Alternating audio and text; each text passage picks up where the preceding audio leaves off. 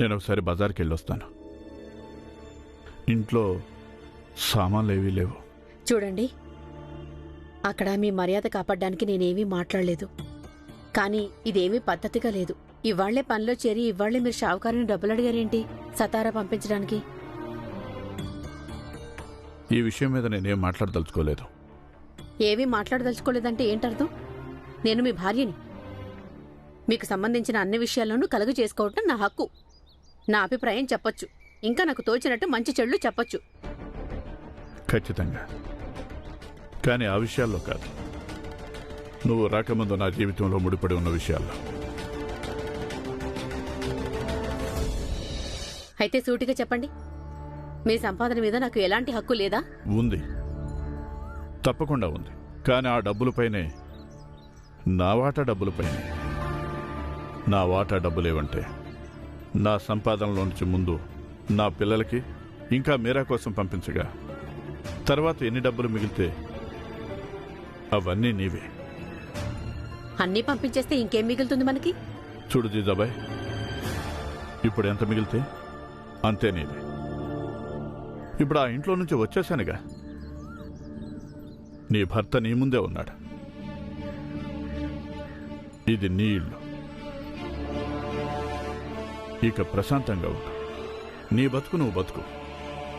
అలాగే నన్ను కూడా మనశ్శాంతిగా ఉండనివ్వు.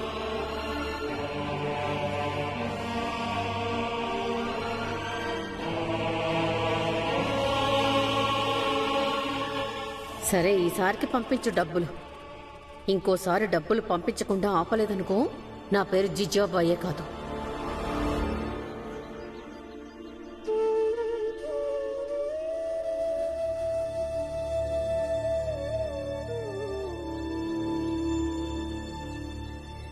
సేటు గారు, తర్వాత రండి, లెక్కలు తర్వాత చూస్తాను. లేదు సేటు గారు, నేను మీకు లెక్క చెప్పడానికి కాదు, వేరే విషయం చెప్పడానికి వచ్చాను. మీరు మీ అబ్బాయికి ఎందుకు ఇంత భయపడుతున్నారు? ఎందుకంటే వాడు మాట విండు. ఎప్పుడూ డబ్బులు అడుగుతూనే ఉంటాడు. నేను ఇవ్వనన్నానంటే చచ్చిపోతానని బెదిరిస్తుంటాడు. అందుకే నేను భయపడి వాడిష్టానికి వదిలేశాను. కానీ ఈ పద్ధతి మంచిది కాదు కదా. ఇక ఎప్పుడైతే మనిషి పద్ధతి తప్పుతాడో అప్పుడు ఆ జీవితం నిష్ప్రయోజనం, నిరర్ధకం అవుతుంది.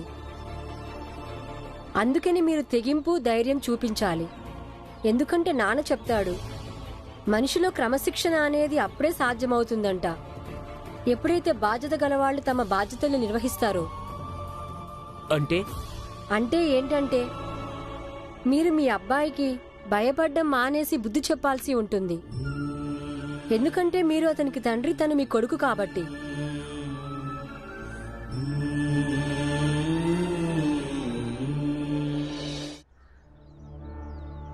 ఆగో,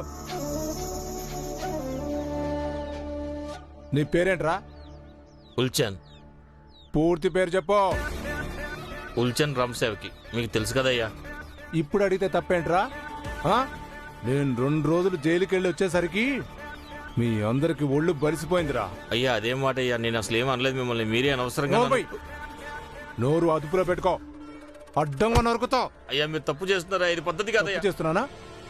తప్పు చేస్తున్నానా? నిన్ను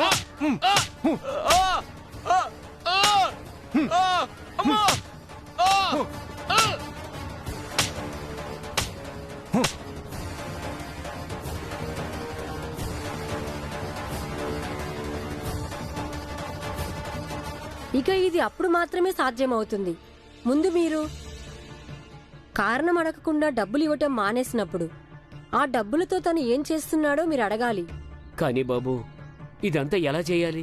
అన్నిటికన్నా ముందు మీరు చెయ్యాల్సింది ఏంటంటే, మీ అబ్బాయితో చెప్పండి తనకి డబ్బులు కావాలంటే గనక రోజంతా మీ కార్ఖానాలో పనిచేయాల్సి ఉంటుందని.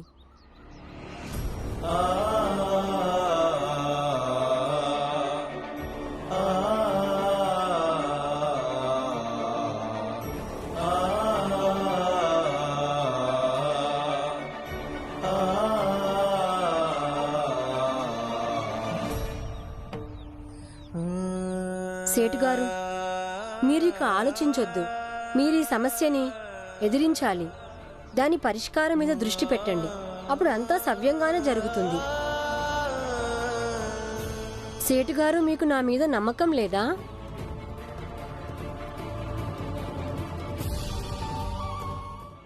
నా కొడుకు ముందు నేను చాలా నిస్సహాయంగా చేతగాని వాళ్ళ అయిపోయాను భీమ్. సేటు గారు, నేనున్నానుగా. నేను మీకు సాయంగా ఉంటాను. ఇప్పుడు మా కుటుంబంలో అందరం మీ ఉప్పు తింటున్నాము. ఆ కారణంగా నేను కార్ఖానా పనితో పాటు మీ కుటుంబానికి ఏదైనా సాయం చేస్తే అది నేను చేసుకున్న గొప్ప అదృష్టంగా భావిస్తాను.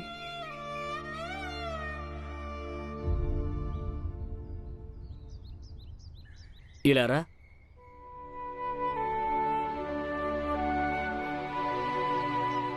రా భీమ్.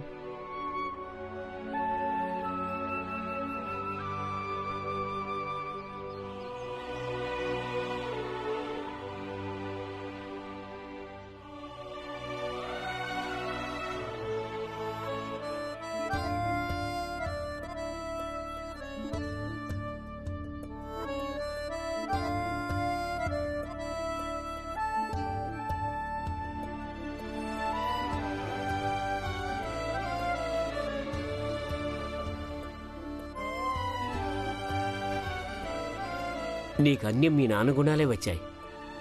తను కూడా ఇలాగే మాట్లాడేవాడు. అదే ధైర్యం, అదే ఆత్మవిశ్వాసం. మీరు చాలా సరిగ్గా చెప్పారు సేట్ గారు. మాకు కూడా భీమ్ మా నాన్నలాగే అనిపిస్తాడు. ఇప్పుడు మీరు చేయాలనుకున్న నిశ్చింతగా చేయండి. ఖచ్చితంగా గెలుపు మీదే అవుతుంది. నేను కూడా మీకు సాయంగా ఉంటాను.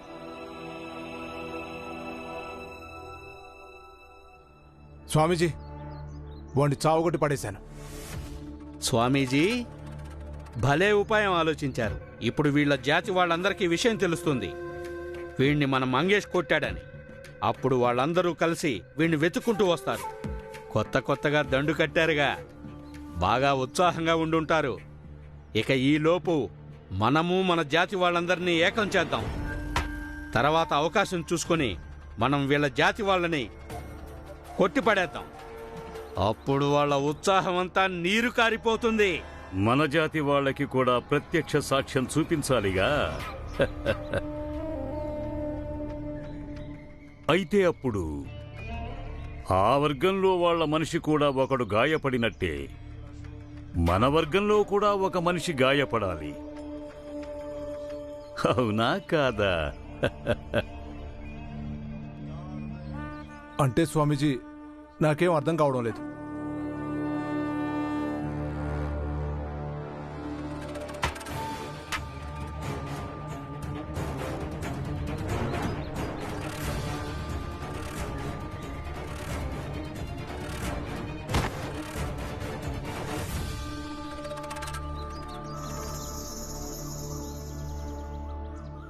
భీమ్రావ్,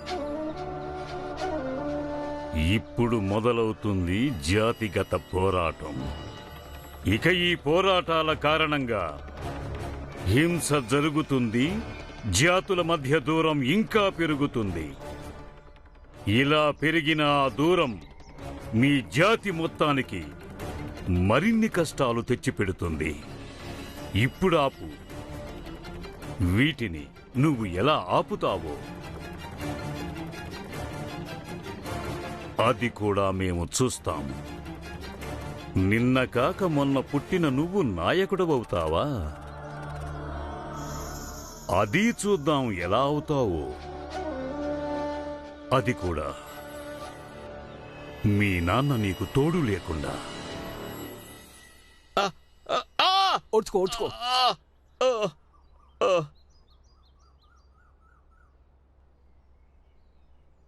ఇప్పుడు అదే జరిగింది. మనం ముందు అనుకున్నదే. మనం ముందేమనుకున్నామంటే ఒకరి కష్ట సుఖాల్లో మరొకరు భాగం పంచుకుందామని. భాగం పంచుకోవటం అంటే వాళ్ళు మనల్ని కొట్టిన దెబ్బల మీద మనమందరం కలిసి ఒకరికొకరు మందులు రాసుకుంటామని కాదు. పురంజన్ ఏమైంది? నీకు తెలుసా, అక్కడ పెద్ద జాతి వాళ్ళందరూ ఏకమవుతున్నారు. వాళ్ళు చెప్పుకుంటున్నారు మన కుల్చే నా టీ కొట్టు మంగేష్ ని కొట్టాడంట. నేను ఎవరిని కొట్టలేదురా, వాళ్ళు అబద్ధం చెప్తున్నారు. కొడితే కొట్టుండొచ్చు, అయితే ఇప్పుడు నువ్వేమంటావు? ఇప్పుడు ముందు కొట్టింది వాడేగా. ఇప్పుడు వాళ్ళందరూ ఏకమవుతుంటే మనం కూడా ఈ రోజు మన జాతి వాళ్ళందరినీ ఏకం చేద్దాం. ఇవాళ వాళ్ళతో తాడో పేడో తేల్చుకుందాం. కానీ ఇలా కొట్టుకోవడం మంచిదంటారా? నేనేమంటున్నానంటే ఒకసారి భీమరావుతో మాట్లాడదాం. మాట్లాడండి. మీరు జీవితాంతం ఇలా ఒకరినొకరు అడుగుతూనే ఉంటారు. అయినా భీమరావును అడగడం ఏంట్రా పిరికి సన్నాసులారా? వాడు మమ్మల్ని ఏం చేస్తాడు? ఆ భీమరావు మీ అందరికి ఏవో పెద్ద పెద్ద మాటలు చెప్తున్నాడు. ఇక మీరు వేలు ముద్రగాళ్ళు. వాడి మాటలు నమ్మేసి వాడి ముందే చేతులు కట్టుకొని నిలబడుతున్నారు. అయినా ఇప్పుడేం లాభం? ఇవాళ మేము మీ అందరి అంతూ చూస్తాము. మేమే ఇక్కడ గాజు తొడుకోలేవు. నువ్వే ముయ్. ఇక్కడ నిలబడి మమ్మల్ని బెదిరించడం మానేసి వెళ్ళి నీ జాతి వాళ్ళందరినీ కాపాడుకో. ముందు నీ సంగతి చూసుకో. వాడికి ఏ గతి పట్టించామో నీకు అదే గతి పట్టిస్తాము. అరే ఏంట్రా నువ్వు చేసేది? నేనేం కుల్చన్ అనుకున్నావా? ఇవాళ నీ పెద్ద జాతి అహంకారాన్ని దించేస్తాను నేను. ఆగరా ఆగరా రే.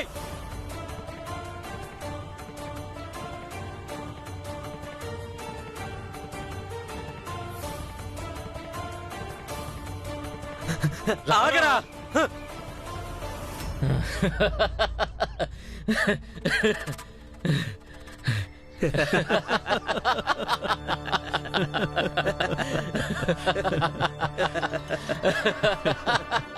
పెట్ట వల్లో చిక్కింది సిద్ధాంతి గారు. కొట్టండి ఈ పాపాత్ముణ్ణి.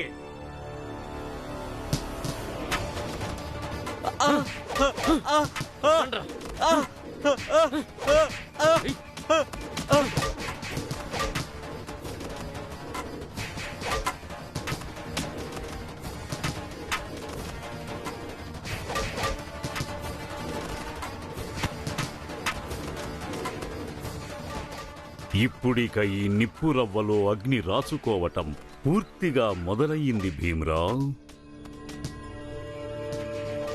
తర్వాత చూడు ఇంకా ఏమేమి జరుగుతుందో. అప్పుడు నువ్వు ఎందరిని కాపాడతావో.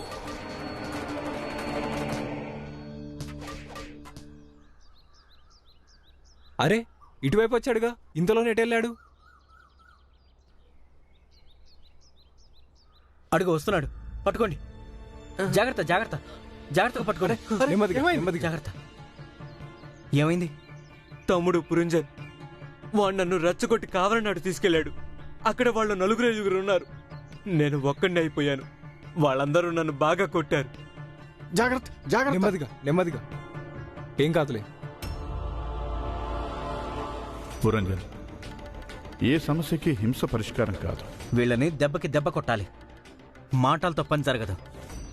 ఓ పని చేయి, మన వాళ్ళందరినీ ఏకం చేయి. ప్రతీకారం తీర్చుకుందాం. అవును, దెబ్బకి దెబ్బ తీయాల్సిందే. పదండి. పద. ఎంతైనా ఇది తప్పేగా సోదరా. స్వామీజీ చెప్పాడని సేటు గారు నన్ను అలా వెనకరించి కొట్టడం పద్ధతి కాదు. ఒకవేళ నేను చచ్చిపోయి ఉంటే? కానీ చావలేదు కదా.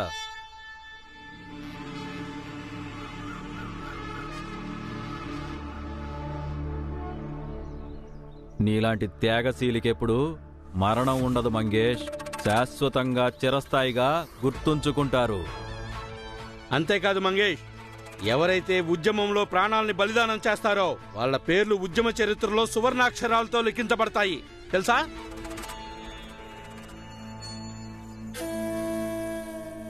అయితే వెళ్ళు మంగేష్, వెళ్ళి ఏర్పాట్లు చెయ్యి. రేపు ఉదయానికి కేవలం మన జాతి వాళ్లే మిగలాలి. ఇక భీమరావు గాడి జాతి వాళ్ళు వెళితే సతారా వదిలేసి వెళ్ళిపోవాలి, లేదా వాళ్ళని చంపి పారేయండి. అర్థమైందా?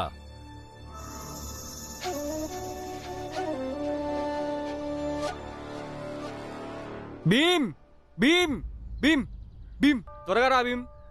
ఏమైంది బాలా అన్నయ్య? మన జాతి వాళ్ళకి ఇంకా పెద్ద జాతి వాళ్ళకి సామాజిక ఘర్షణలు మొదలైనాయి. వాళ్ళు కొంతమంది గాయపడ్డారు, మన వాళ్ళు కొంతమంది గాయపడ్డారు. ఒకరినొకరు కొట్టుకొని ప్రాణాలు తీసుకోవడానికి సిద్ధంగా ఉన్నారు. త్వరగా రా భీమ్. సేటు గారు, నేను వెంటనే వెళ్ళాలండి. వద్దు బాబు, నువ్వు చాలా చిన్నవాడివి. ఈ పరిస్థితుల్లో నువ్వు అక్కడికి వెళ్తే నీకు ఏదైనా ప్రమాదం జరగచ్చు. సేటు గారు, ఇప్పుడు మా జాతి వాళ్ళు ఏమైనా తప్పు చేస్తే వాళ్ళని ఆపటం నా కర్తవ్యం అవుతుంది. పద. సోదరులారా, ఇది మన జాతి సమస్య. అయితే మనందరం కూడా మద్దతుగా వెళ్ళాలి. ఈ భీమరావు ఇంకా వాడి అన్న మనతో పాటు పనిచేస్తుండొచ్చుగాక, కానీ ఎంతైనా వీళ్ళు మన విరోధి జాతి వాళ్ళు. మనమందరం వెళ్ళి మన పెద్ద జాతి వాళ్ళందరికీ మద్దతు ఇవ్వాలి. పదండి. ఆగండి. అందరూ వెళ్ళి మీ మీ పనులు చేసుకోండి. ఈ జాతుల గీతుల గురించి ఇక్కడ మాట్లాడదు. సేట్ గారు, భీమరావు కూడా ఇప్పుడు వాళ్ళ జాతి కోసం వెళ్ళాడుగా, మరి వాడిని ఎలా వెళ్ళనిచ్చారు? అవును సేటు గారు, అప్పుడు మీరు భీమరావుని ఆనంది ఎందుకు ఆపలేదు? వాళ్ళు వాళ్ళ జాతి వాళ్ళని ఆపడానికి వెళ్ళారు, అంతేగాని మీ అందరిలాగా వాళ్ళ జాతి వాళ్ళకి మద్దతు ఇవ్వడానికి వెళ్ళలేదు. ఇప్పుడు మీలో ఏ ఒక్కరు అక్కడికి వెళ్ళినా సరే వాళ్ళని పని నుంచి తీసి పారేస్తాను. వెళ్ళి మీ పనులు చేసుకోండి. పనిలో నుంచి తీసేస్తాననేసరికి జాతి, ధర్మం, ప్రేమ అన్నిటినీ మర్చిపోయారు.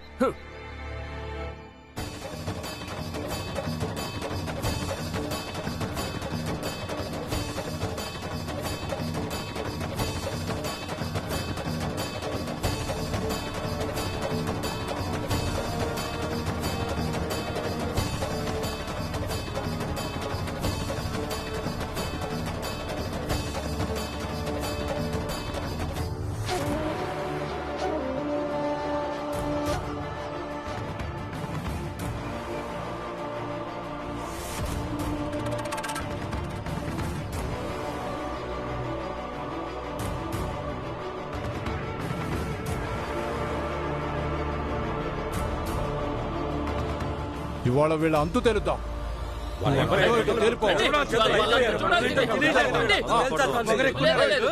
వీళ్ళు మనందరికీ, మన జాతికి ఎంత అన్యాయం చేశారో ఆ అన్యాయాలకి ఈ రోజు ప్రతీకారం తీర్చుకోండి. ఏంట్రా నువ్వు న్యాయం అన్యాయాన్ని గొంతు చించుకుంటున్నావు? ఇవాళ నీ రెండో కాలు కూడా నేను విరగొడతాను.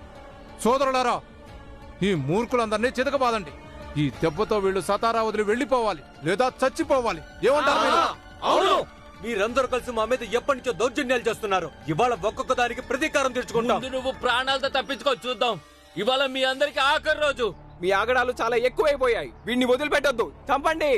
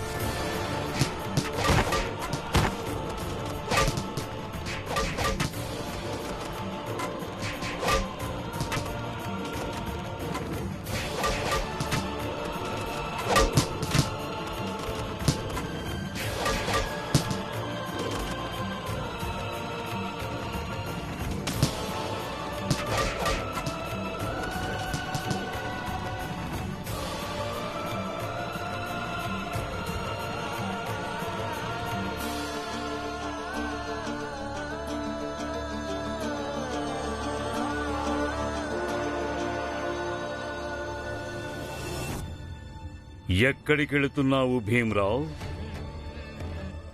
ఇప్పుడు నువ్వెంత ఆపినా వాళ్ళు ఆగరు.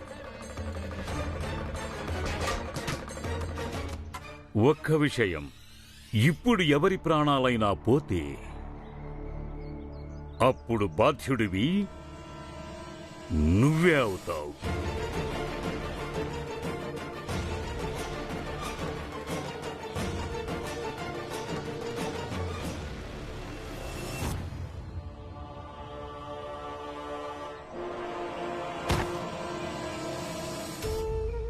భీమ్,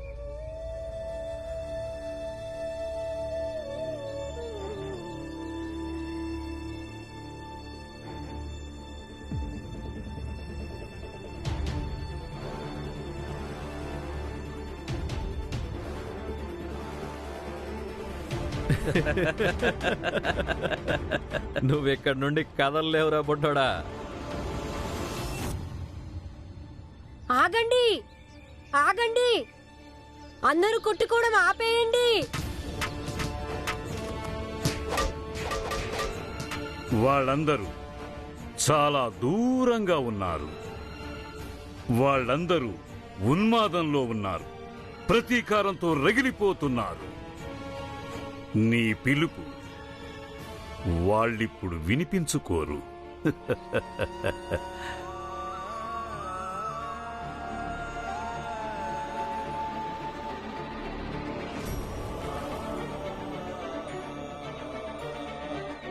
భీమ్, నువ్వు అక్కడ బాగానే ఉన్నావా నాన్న? ఉన్నట్టుండి మనసు ఏదో కీడు శంకిస్తుంది. వాడికి ఏమైనా సమస్య వచ్చి ఉంటుందా? సమస్య వస్తే వాడు చూసుకుంటాడు. ఆ శక్తి ఉంది వాడిలో.